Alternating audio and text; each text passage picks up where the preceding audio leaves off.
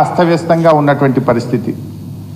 ఇలా పాఠశాలల్లో గురుకుల విద్యార్థులు విష ఆహారం తిని ప్రాణాలు కోల్పోతున్న పరిస్థితి. మద్యం అమ్మకాలు పెరగడం లేదని, ప్రజల్ని ఇంకా మద్యం బాగా తాగించండి 31 మంది ఎక్సైజ్ అధికారులకు మెమోలు ఇచ్చిన ప్రభుత్వం రేవంత్ ప్రభుత్వం. అంటే దీన్ని బట్టి ఒకటి ఏమర్థమవుతుంది, సీఎం రేవంత్ రెడ్డి పరిపాలనలో ఆయనకు కన్విక్షన్ లేదు, కాన్సన్ట్రేషన్ లేదు, కన్సిస్టెన్సీ లేదు అనేటువంటి విషయం చాలా స్పష్టంగా ఈరోజు మనకు అర్థమవుతా ఉంది. చివరికి వరదలు వచ్చినాయి. మీరందరూ ఖమ్మంలో మహబూబాద్లో వరదలు వస్తే చూశారు.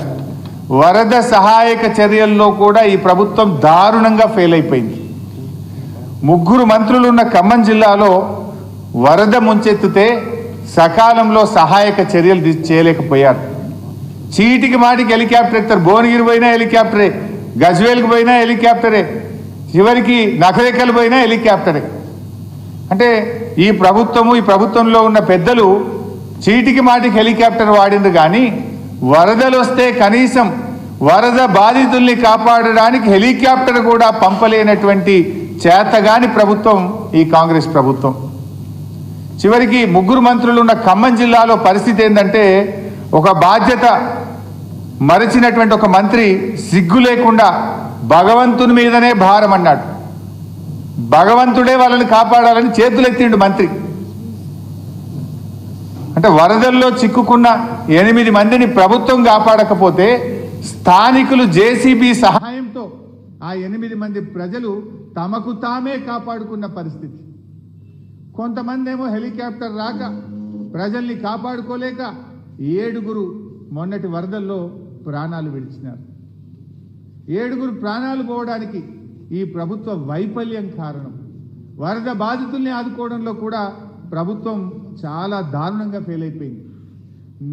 సబితక్క, నేను, జగదీష్ రెడ్డి గారు, గంగుల కమలాకర్ గారు ఆ రోజు మేము ఖమ్మం వరద బాధితుల్ని పరామర్శించడానికి మా జిల్లా పార్టీ అధ్యక్షులు మధు గారు, ఖమ్మం జిల్లా నాయకత్వం పిలిస్తే మేము అక్కడికి వెళ్తే మా మీద దాడి. పైగా వరద సహాయక చర్యలు చేపట్టకపోగా వరద బాధితుల్ని కాపాడుకోలేక పరామర్శించడానికి వెళ్ళిన బీఆర్ఎస్ నాయకత్వం మీద రాళ్ల దాడి చేసినటువంటి ప్రభుత్వం ఈ కాంగ్రెస్ ప్రభుత్వం.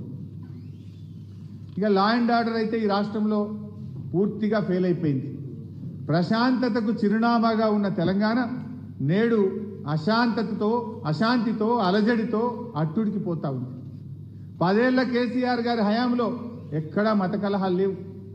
రేవంత్ ఏడాది పాలనలో 9 చోట్ల మత కలహాలు జరిగాయి. 9 చోట్ల మత కలహాలు జరిగాయి. రాష్ట్రంలో ఎన్నడూ లేని విధంగా రాజకీయ కక్ష సాధింపు చర్యలు జరుగుతూ ఉన్నాయి. క్రైమ్ రేట్ విపరీతంగా పెరిగిపోయింది. హత్యలు పెరిగాయి. అత్యాచారాలు నిత్యకృత్యం అయిపోయినాయి.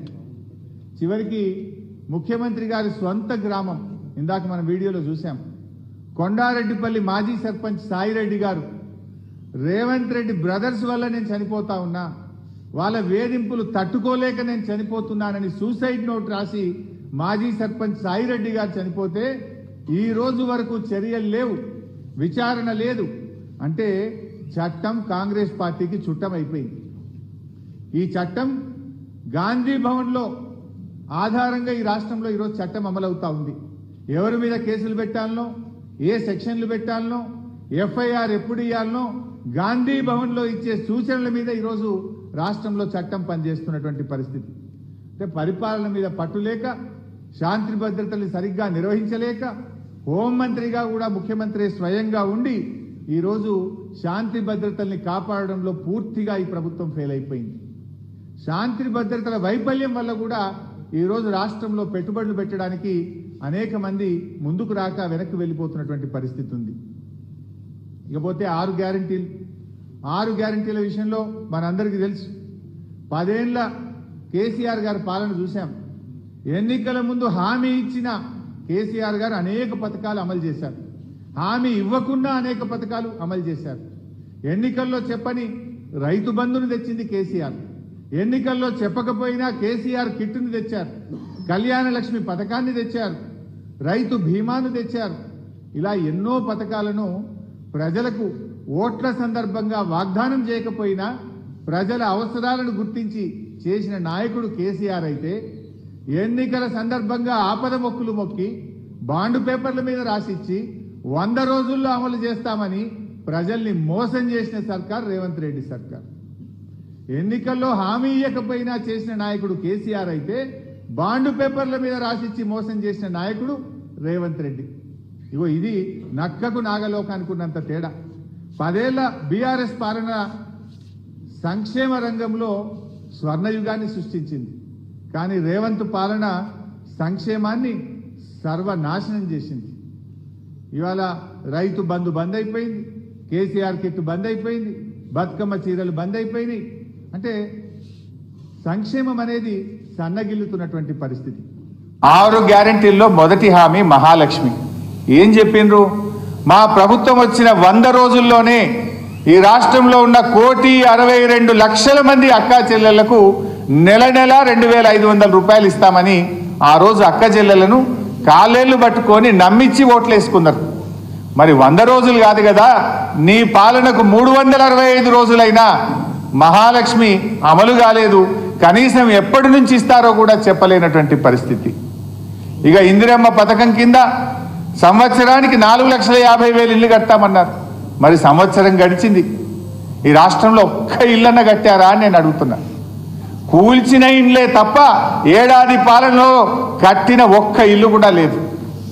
హైడ్రా పేరిట, మూసి పేరిట పేదల బతుకులు కూల్చినవు, పేదల ఇండ్లు కూల్చినవు తప్ప నీ ఏడాది పాలనలో ఒక్క ఇల్లు కూడా రేవంత్ రెడ్డి గారి ప్రభుత్వం కట్టలేకపోయింది.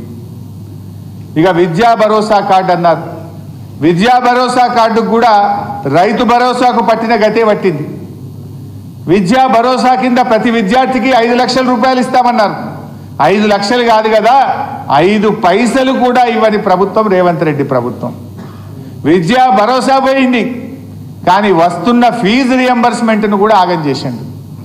కరోనా లాంటి కష్టకాలంలో కూడా ప్రతి సంవత్సరం కేసీఆర్ గారు 2,500 కోట్ల రూపాయల ఫీజు రియంబర్స్మెంట్ ఇస్తే రేవంత్ రెడ్డి గారి ఏడాది పాలనలో ఒక్క నయా పైసా కూడా ఫీజు రియంబర్స్మెంట్కు ఇవ్వకుండా ఇవాళ విద్యార్థుల ఉసురు పోసుకుంటున్నాడు రేవంత్ రెడ్డి గారు. ఇకపోతే కేసీఆర్ కంటే మిన్నగా నేను పింఛన్లు ఇస్తా, ఇందిరమ్మ రాజ్యం వస్తుంది, డిసెంబర్లో 4,000 పింఛన్ ఇస్తా అన్నాడు. మరి ఏమైపోయింది 4,000? ఏమైపోయింది ఆసరా పెన్షన్? 4,000 పింఛన్ అయితే రాలేదు, కానీ కేసీఆర్ గారు ఇస్తున్న ఆ 2,000 పింఛన్ కూడా 2 నెలలు కోత పెట్టిండు రేవంత్ రెడ్డి. ఏడాది పాలనలో 12 పెన్షన్లు రావాల్సిన చోట 10 పెన్షన్లు మాత్రమే అవ్వాతాతలకు వచ్చినాయి. 2 పెన్షన్లు కోత పెట్టి 2,000 కోట్ల రూపాయలు అవ్వాతాతలకు ఎగ్గొట్టిండు రేవంత్ రెడ్డి. అంటే ముసలోళ్లను కూడా ముంచుతున్న ముదనష్టపు సర్కార్ ఈ కాంగ్రెస్ సర్కార్. దివ్యాంగులను కూడా ఢోకా చేస్తున్న దిక్కుమాలిన సర్కార్ ఈ కాంగ్రెస్ సర్కార్. ఇక కాంగ్రెస్ పార్టీ అమలు చేసింది ఒకటే ఒక్క పథకం, బస్సుల్లో, ఆర్టీసీ బస్సుల్లో ఉచిత ప్రయాణం. అయితే బస్సుల సంఖ్యను తగ్గించడంతో మహిళలు, పిల్లలు, పురుషులు కూడా పడరాని పాటలు పడుతున్నారు. బస్సులో కాలు పెట్టడానికి జాగలేదు. పథకం తెచ్చారు, బాగుంది. బస్సుల సంఖ్య పెంచుతారా, దించుతారా? సంఖ్య పెంచలేదు కదా, బస్సుల సంఖ్యను దించిండ్రు. ఆర్టీసీ బస్సు, ఆర్డినరీ బస్సులను సూపర్ లగ్జరీ డిలక్స్ బస్సులుగా అప్గ్రేడ్ చేసి ఉచిత ప్రయాణానికి ఎగ్గొట్టే ప్రయత్నం చేస్తున్నారు. ఇక ఇప్పుడు ఏమైపోయింది? ఆ హామీలు ఏమైనాయని ప్రజలు ఎవరన్నా అడిగితే ఈ హామీలు అమలు చేయలేక దుష్ప్రచారానికి దిగుతున్నారు. నేను శాసనసభలో చెప్పాను, బడ్జెట్ సమావేశాల్లో మీరు 7 లక్షల కోట్ల అప్పు అని చేస్తున్న గోబల్స్ ప్రచారం తప్పు.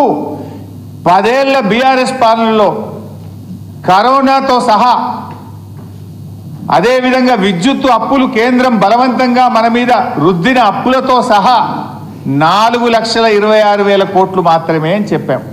ఇది నేను బయట చెప్పలే, శాసనసభలో చెప్పాం. కానీ వీళ్ళు హామీలు అమలు చేయజేతగాక 7 లక్షల కోట్ల